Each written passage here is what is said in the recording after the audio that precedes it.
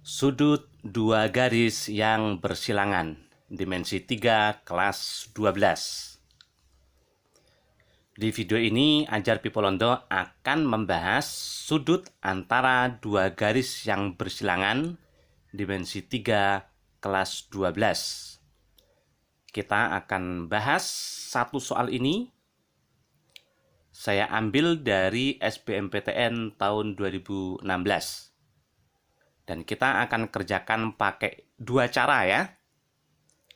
Cara pertama adalah cara yang biasa digunakan di buku-buku atau di sekolah-sekolah. Dan cara kedua adalah pakai vektor. Dan nanti kita akan lihat ternyata yang pakai vektor itu akan lebih mudah teman-teman.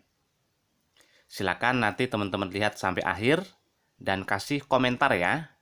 Di kolom komentar, teman-teman kasih komentar mana yang menurut teman-teman lebih mudah. Oke, kita akan bahas sudut antara dua garis yang bersilangan, dimensi 3, kelas 12. Dari soal SBMPTN tahun 2016. Diberikan kubus, rusuknya 2 satuan. Titik K adalah tengah-tengah CD. Sudut antara AK dan BH adalah alfa. Pertanyaannya, cos alfanya itu berapa? Kita kerjakan pakai cara pertama terlebih dahulu. Perhatikan AK dan BH itu bersilangan. Tidak ketemu teman-teman. Nah, untuk yang seperti ini, salah satu garis bisa kita geser sehingga dia menyentuh garis lainnya teman-teman. Dengan catatan, menggesernya itu tidak boleh mengubah kemiringan. Oke, jadi akan kita geser. Kita pilih mana yang hendak digeser. Boleh AK, boleh BH teman-teman. Nah, sebaiknya AK ya. Tapi menggesernya kemana kira-kira sehingga dia menyentuh BH? Nah, kemana? Nah, ini agak susah ya. Nah, ini teman-teman bisa kita perluas ya. Bisa kita tambah lagi di sini. Nah, ini perluas ke sini. Kubusnya itu ya.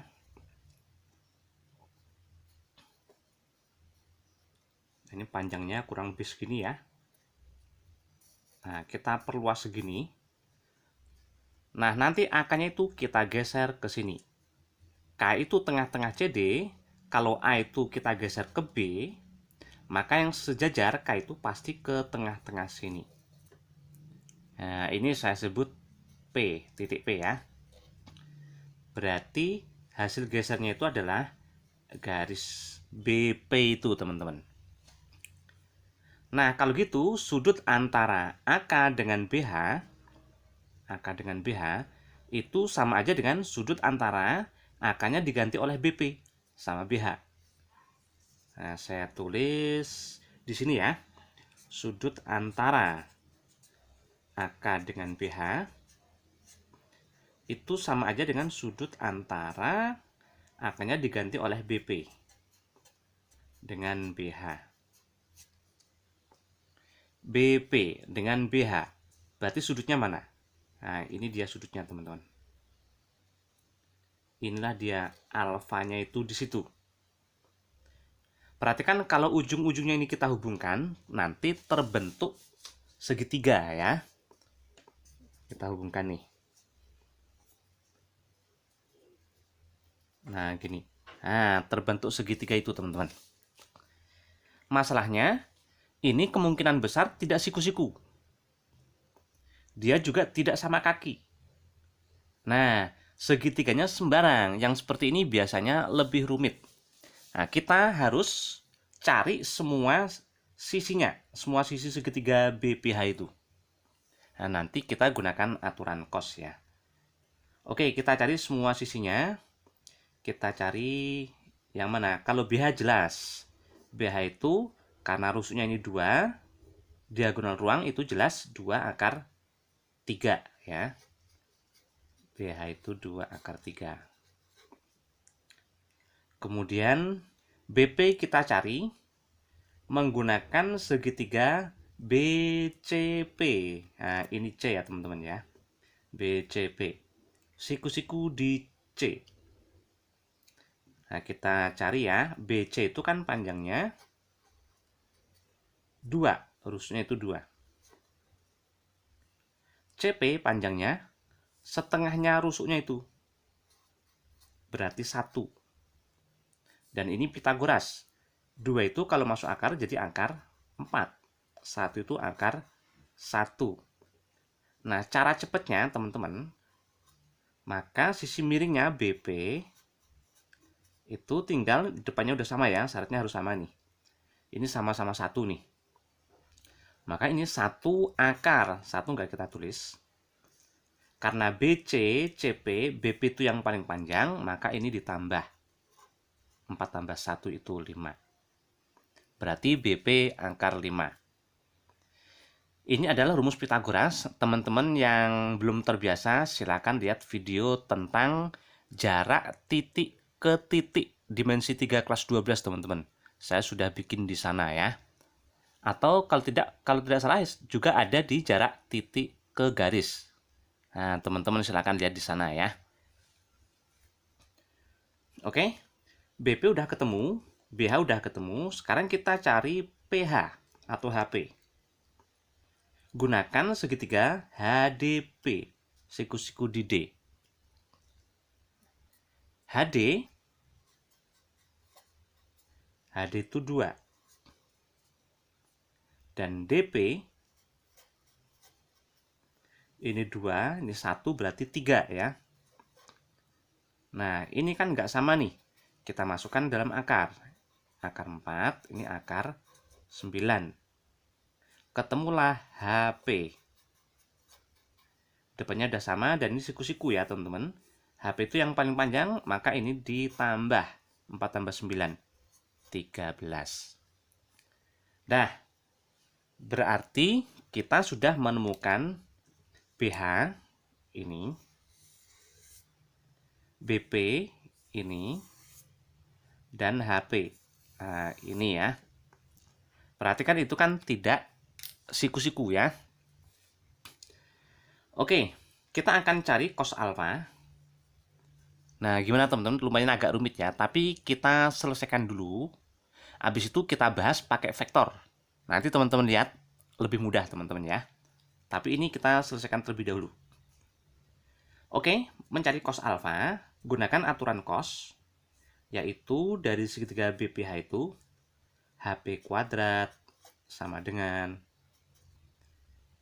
HB atau BH ya kuadrat ditambah BP kuadrat negatif 2 BH BP kosinus sudutnya. Nah, gini teman-teman. Nah, kita masukkan angkanya. HP udah ketemu di sini. Kuadrat berarti 13. BH kalau kuadrat berarti 2 kuadrat itu 4. Akar 3 kuadrat itu 3. 4 kali 3 berarti 12. BP kuadrat 5 negatif 2 BH 2 akar 3 BP-nya akar 5 kosinus alfa. Nah, ini negatif ya. Kita pindah ke ruas kiri jadi positif. 4 akar 15 ya. Kosinus alfa.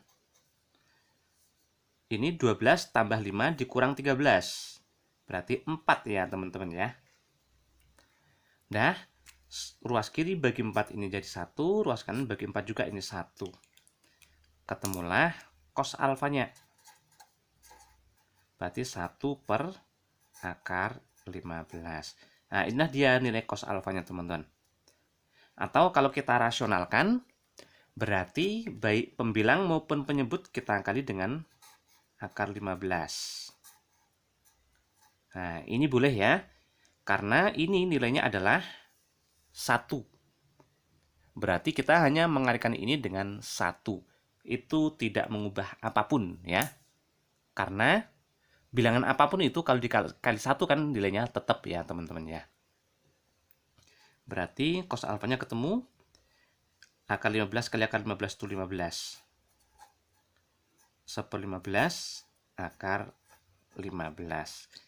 Inilah dia nilai cos alfanya. Nah, ini cara pertama teman-teman. Oke, sekarang kita kerjakan pakai cara yang kedua, pakai vektor ya. Kita gunakan untuk menentukan sudut antara dua garis yang bersilangan.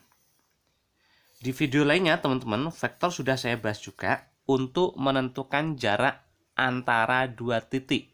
Dan ternyata jadi lebih mudah. Silakan teman-teman lihat videonya ya. Jarak antara dua titik yang dikerjakan dengan menggunakan vektor teman-teman. Oke, sekarang dua garis bersilangan ini, nilai cos alfanya, nilai cos sudutnya, akan kita tentukan dengan vektor antara AK dengan BH. Nah, keuntungan pakai vektor ini teman-teman, kita tidak perlu menggeser garisnya. Dan kita juga tidak perlu tahu sudutnya itu di mana. Nggak perlu, ya. Nah, kita harus cari terlebih dahulu vektor AK. Karena ini di ruang, berarti dia memiliki 3 nilai ya, yaitu yang searah sumbu X, searah sumbu Y, dan searah sumbu Z. Biasanya yang arah ke kanan itu arah sumbu X, arah kiri kanan itu arah sumbu X. Nah, ini arah sumbu X, teman-teman ya. Yang ke atas ini arah sumbu Y. Dan yang ke depan, ini berarti ke depan sini ya arahnya ya. Ini arah sumbu Z. Tapi tidak harus jika teman-teman ingin misalnya yang ke atas itu arah sumbu Z, yang ke depan arah sumbu Y, juga boleh. Ya, yang penting teman-teman konsisten. Oke, kita ingat lagi apa itu vektor. Vektor itu kan besaran yang punya nilai dan arah. Ada 2 hal unsur pentingnya, yaitu nilai sama arah. Nilai itu artinya panjangnya, teman-teman. Nah, sekarang kita lihat AK, dari A ke K, searah sumbu X, panjangnya berapa? Gesernya berapa? Dari A ke K. Dari A ke K, teman-teman. Lihat, A itu kan geser ke kanan nih. A itu ada di bidang ADHE. K itu kan tengah-tengah DC. Berarti kan gesernya kalau dari bidang ini, nah ini saya harus saja bidangnya ya. Geser ke sini teman-teman, itu berarti gesernya seberapa? Kan setengahnya segini, ya kan? Padahal rusuknya itu 2, berarti gesernya 1. Berarti dari bidang ADHE, geser ke kanan itu sebesar 1. Nah, berarti sini 1. Itu yang searah sumbu X. Berikutnya searah sumbu Y, kita tadi tetapkan itu ke atasnya. Dari A ke K, apakah dia gerak ke atas atau ke bawah, teman-teman? Dia nggak gerak ke atas, nggak ke bawah. Karena baik A maupun K itu kan ada di alas. Ya kan? Berarti dari A ke K, tidak ke atas, nggak ke bawah. Kalau gitu sini, 0. Sekarang yang searah sumbu Z. Nah, ini berarti kalau ke depan, berarti arah kita ya. Mendekati kita, itu arah positif. Arah menjauh kita itu ke belakang, itu arah negatif berarti, teman-teman. Lihat dari A ke K, itu maju ke arah kita atau mundur menjauhi kita. Kan menjauhi kita. Berarti negatif. Berapa menjauhinya? Lihat, A itu ada di sisi depan. K ada di sisi belakang. Berarti mundurnya kan full, iya kan? Kalau full berarti sama aja dengan sejauh rusuknya itu. 2 satuan ya. Berarti sini negatif 2. Nah, inilah dia vektor AK, teman-teman. Nah, kunci kalau teman-teman pakai vektor, menentukan vektornya ini harus benar. Karena kalau salah, tentu saja hasil perhitungannya jadi berbeda, teman-teman ya. Oke, selanjutnya kita cari panjang vektornya. Nah, panjang vektor itu kalau unsurnya udah tahu tinggal akar dikuadratin. Negatif 2 kuadrat itu 4 ya. Nah, gini.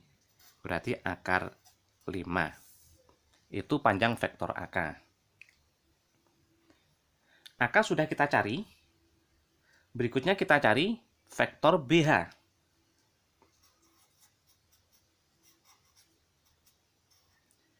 Dari B ke H. Berarti ke kiri atau ke kanan, teman-teman? Ke kiri kan? Karena B itu ada di sisi kanan, H itu ada di sisi kiri. Nah, beratnya kan ke kiri geraknya. Berarti negatif. Berapa? Itu kan full satu rusuk, ya kan? Berarti 2 satuan. Yang searah sumbu Y, atas bawah. Dari B ke H itu ke atas atau ke bawah? Jelas ke atas. B itu ada di dasar atau di alas. H itu ada di atapnya. Berarti full ya ke atas ya. Berarti 2 satuan. Ke atas berarti positif. Berikutnya yang searah sumbu Z. Dari B ke H itu maju ke arah kita atau mundur menjauhi kita. Nah, menjauhi kita berarti negatif. Lihat, B itu ada di sisi depan dan H itu ada di sisi belakang. Berarti kan mundurnya full 2 satuan. Nah, berarti sini 2. Nah, kita cari panjangnya terlebih dahulu. Akar kuadrat, kuadrat, kuadrat. Nah, gini ya. Atau 3 kali 4, ya kan? 3 kali 4. Nah, 4-nya bisa diakar, teman-teman. Jadi 2. 3 nggak bisa diakar. Nah, ini adalah panjang vektor BH. Dah, vektornya ini udah ketemu, ya. AK udah ketemu, BH udah ketemu. Berikutnya kita gunakan dot product. AK dot BH, kita ingat lagi ya dot product ya. Adalah panjang AK kali panjang BH. Ternyata nggak cukup. Saya pindah sini aja, teman-teman. AK dot BH adalah panjang AK kali panjang BH kali kosinus sudutnya alfa. Ini saya geser ya tadi ya. Kita ganti ke sini, teman-teman, karena tempatnya nggak cukup ya. Oke, AK dot BH jika vektornya itu udah tahu unsurnya, yaitu ini ya, maka dot product itu tinggal dikaliin. 1 kali negatif 2, negatif 2 ya. Terus 0 kali 2 itu 0. Negatif 2 dikali negatif 2, positif 4. Nah, selanjutnya ini ditambah. Nah, itu dot product, teman-teman. Ini panjang AK, akar 5. Panjang BH, 2 akar 3. Kosinus alfa. Ruas kiri 2. Dan ruas kanannya 2 akar 15 kosinus alfa. Perhatikan semua ruas, baik ruas kiri maupun ruas kanan bisa kita bagi 2 ya. Nah, ketemu cos alfanya 1 per akar 15. Nah, kan sama, teman-teman. Atau kalau dirasionalkan ini kali akar 15 per akar 15 ya. Ini jadinya 15. 1 per 15 akar 15. Nah, gimana, teman-teman? Lebih mudah nggak? Nah, menurut saya lebih mudah. Keuntungannya ya, kalau kita pakai vektor, kita tidak perlu menggeser garisnya. Kita tidak perlu tahu sudutnya itu di mana. Pertanyaan berikutnya, bagaimana kalau yang ditanya itu sin? Caranya sama seperti ini, teman-teman. Kita cari cosnya dulu, ya. Harus lewat cos. Setelah cosnya ketemu, baru mencari sin. Gunakan segitiga bantu. Selalu siku-siku. Sudutnya misalnya di sini. Dan ini tidak ada hubungannya sama ini, teman-teman. bikin aja segitiga siku-siku untuk membantu menghitung. Kita ingat lagi, cos itu samping per miring ya. Untuk segitiga siku-siku dia samping per miring. Kalau sin, apa teman-teman? Demi depan per miring. Cos sami samping per miring. Untuk tan itu desa depan per samping. Nah, ini yang diketahui cos, berarti sami samping per miring. Ini ya. Karena alfanya sini yang disebut samping itu sini, teman-teman. Kalau ini sisi depan, kalau ini sisi miring ya. Berarti sampingnya 1, kita ambil yang sini. Miringnya berarti per miring soalnya, berarti ini miring nih. Akar 15. Nah, ketemu sini, 1 itu sama aja dengan akar 1. Gunakan Pythagoras berarti ini akar 14. 15 kurang 1 ya. Nah, setelah sisi depan ini ketemu, maka sinnya ketemu. Kan demi depan. Nah, depannya ini. Per miring. Nah, gitu. Nah, kalau seperti ini berikutnya tinggal dirasionalkan. Begitu juga kalau misalnya kita mau cari tan, berarti tinggal desa depan per samping. Oke teman-teman, menurut teman-teman enak yang mana? Silahkan komentar ya di kolom komentar video ini. Silahkan kasih komentar mana yang menurut teman-teman lebih enak. Mudah-mudahan ini manfaat. Jangan lupa bagikan ke sebanyak mungkin orang supaya manfaatnya bisa dirasakan oleh orang banyak ya. Ke teman-teman semua, ke teman-teman kalian, atau ke adik-adik kelas kalian mungkin. Siapa tahu mereka belajar ini juga ya. Pokoknya share. Siapa tahu bermanfaat. Terima kasih semuanya.